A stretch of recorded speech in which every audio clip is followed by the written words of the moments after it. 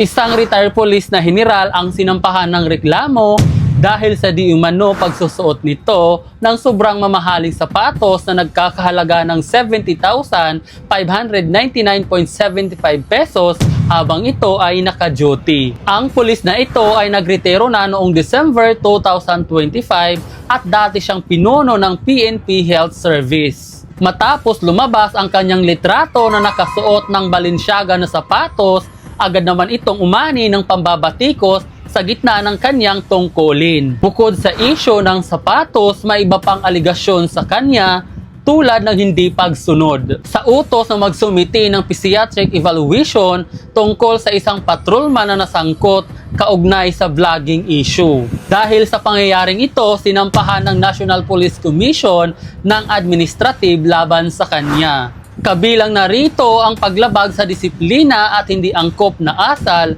bilang alagad ng batas. Ayon naman sa NAPOLCOM, walang problema sa brand ng sapatos na susuotin ng mga pulis, ngunit ito dapat ay simple lamang at naayon sa kanilang mga tungkulin at maging sensitive dahil sa kinaharap na korupsyon ng ating bansa. Ano ang inyong masasabi sa pangyayaring ito?